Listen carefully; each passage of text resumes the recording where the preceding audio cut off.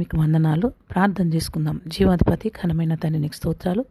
మాతో మీరు మాట్లాడండి. మాకు వినగల చెవులు ఇవ్వండి. గ్రహించగల హృదయాన్ని ఇచ్చి నడిపించమని యేసునామం అడుగుచున్నాను తండ్రి. ఆమేన్, ఆమేన్, ఆమేన్. ప్రియమైన సహోదరి సహోదరులారా, ప్రభువైన క్రీస్తు నామమున మీ అందరికీ వందనాలు. మరి మనం ఉపవాస దినాల్లో మరి దేవునికి దగ్గరగా నివాసం చేస్తున్నటువంటి జీవితంలో ఉంటున్నాం. మరి దినదినము వాక్యం చదువుతూ ప్రార్థిస్తూ దేవునికి దగ్గరగా జీవిస్తున్నాం. అందుని బట్టి దేవునికి మహిమ చెల్లిస్తున్నానండి. చూడండి, ఈరోజు నాకు దేవుడు మంచి విషయాన్ని జ్ఞాపకం చేశాడు. మరి నిన్నటి నుంచి నన్ను పరిశుద్ధాత్మ దేవుడు నన్ను ప్రేరేపణ చేస్తున్నాడు ఈ మాటని మరి నా బిడ్డలతో మాట్లాడమని. చూడండి, మనం గమనిస్తున్నప్పుడు చూస్తాం కదండి, చాలామంది కొంతమందిని చూస్తాం, వాళ్ళు పొరపాట్లు చేస్తుంటారు, చేసి ఎదుటి వ్యక్తి మీద వేసేస్తుంటారు. ఈ పొరపాటు కారణం వాళ్ళే అంటుంటారు కదండి. అలాంటి ప్రపంచంలో మనం చాలామందిని చూస్తూ ఉంటాం. వీళ్ళు పొరపాటు చేస్తారు, ఎదుటి వ్యక్తిని బ్లేమ్ చేస్తుంటారు. వాళ్ళ వల్లని నేను ఈ పొరపాటు చేసినా అని బ్లేమ్ చేస్తుంటారు. కానీ వీళ్ళ పొరపాట్లు వీరు ఒప్పుకోలేనటువంటి స్థితిలో కనబడుతూ ఉంటారండి. అట్లాంటి వాళ్ళని కూడా మనం గమనించినప్పుడు అనిపిస్తుందండి కదా. చాలా మంది నేను గమనించినప్పుడు అబద్ధాలు కూడా మాట్లాడుతూ ఉంటారు. కానీ అది సత్యంగా చెప్పినట్టు చెప్తుంటారు, అది నిజమే అనుకోవాలి. అలాంటి వ్యక్తులను కూడా గమనిస్తుంటానండి. చూడండి, ఈ ప్రపంచంలో మనం జీవిస్తున్న జీవితంలో ఉన్నటువంటి ఈ చిన్నపాటి జీవితంలోనే మరి ఇన్ని అబద్ధాలు, మరి చేసిన పొరపాటును ఒప్పుకోలేనటువంటి స్థితిలో, ఇలాంటి స్థితిలో ఉన్నటువంటి వ్యక్తుల్ని మనం గమనిస్తూ ఉన్నామండి. చేసిన పొరపాట్లన్నిటినీ ఎదుటి వ్యక్తిని బ్లేమ్ చేసేటటువంటి ప్రజలను కూడా మనం చూస్తూ ఉన్నాం. ఎదుటి వ్యక్తిని బ్లేమ్ చేస్తూ ఉంటారు. కొంతమందిని కూడా గమనిస్తాం, ఎక్కడ డబ్బు ఉంటే అక్కడికి జంప్ అవుతుంటారు. ఎవరి దగ్గర డబ్బు ఉంటే వాళ్ళ దగ్గరికి వెళ్ళాలా, ఆ డబ్బులన్నీ అయిపోయేదాకా వాళ్ళని ఉపయోగించుకోవాలా, వదిలిపెట్టాలా, మళ్ళీ ఇంకొకళ్ళని పట్టుకోవాలా, వాళ్ళ డబ్బులన్నీ తీసుకోవాలా, మళ్ళీ ఇట్లాంటి ప్రజలను కూడా చాలామందిని మనం గమనిస్తుంటాం. పొరపాట్లు ఒప్పుకోరు, ఎదుటి వ్యక్తిని బ్లేమ్ చేస్తుంటారు. మరి డబ్బు ఎక్కడ ఉంటే అక్కడికి వెళ్ళడం, ఇలాంటివన్నీ చూస్తూ ఉన్నాం. చూడండి, ఒక విషయం గమనిద్దామా అండి. యూదాను గమనిస్తే ఆయనకు డబ్బు ఆశ ఎక్కువ. అందుకే ఏ విధంగా అయినా యేసుప్రభుని అప్పగించాలని ఆలోచన కలిగి మరి 30 వెండి నాణ్యాలకి యేసుప్రభుని అప్పగించాడు. మరి ఆ డబ్బు పిచ్చి ఉన్నటువంటి వ్యక్తి, ఆ ధనం పిచ్చి ఉన్నటువంటి వ్యక్తి మరి సంతోషంగా ఉన్నాడా, మరి ఆనందంగా ఉన్నాడా? ఆ డబ్బు తీసుకొని డబ్బు మీద ఆశ ఉన్నటువంటి ఆ వ్యక్తి చివరికి తన పరిస్థితి ఏమైందో మనకి తెలిసిందే. కానీ నిన్నటి దినాన కూడా నేను ఒక ప్రార్థనకి వెళ్ళానండి. వాళ్ళు గృహంలో పిలిచారు, నేను ప్రార్థన చేస్తున్నాను.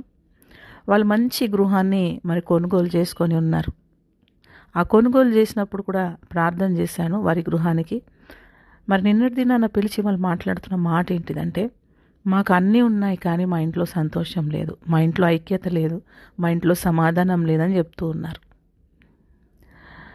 పరిశుద్ధాత్మ దేవుడు నాకు జ్ఞాపకం చేసిన విషయం నేను వాళ్ళతో మాట్లాడాను ఏంటంటే, చూడండి, ఇంత మంచి గృహాన్ని తీసుకున్నారు కానీ మీకు సంతోషం లేదు, ఆనందం లేదు, మీకు మరి మంచి జీవితం లేదు.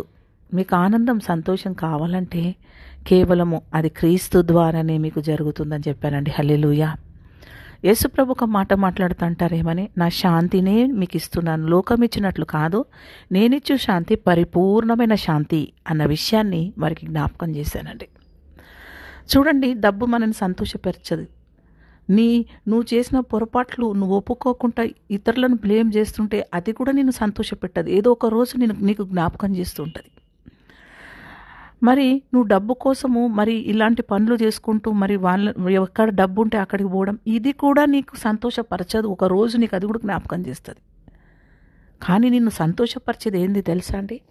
దేవుని వాక్కు, దేవుని మాట, దేవునితో ఉన్న సహవాసం నీకు సంతోషపరుస్తూ ఉంటుందండి. కాబట్టి నువ్వు సంతోషంగా ఉండాలంటే నువ్వు దేవుని దగ్గరికి రావాల్సిందే. చూడండి, యూదా కూడా ఆ డబ్బు కోసం ఆశించాడు, వెళ్ళాడు, డబ్బు కోసం యేసుప్రభుని అప్పగించాడు. మనం చూస్తున్న మత్తయి సువార్త 27వ అధ్యాయంలో చూస్తే, అప్పుడు ఆయనను అప్పగించిన యూదా ఆయన శిక్ష విధింపబడిట చూచి పశ్చాత్తాపడి ఆ వెండి నాణ్యములు ప్రధాన యాజకుల యొద్దకు పెద్దల యొద్దకు మరలా తెచ్చి ఏం చెప్తున్నాడు?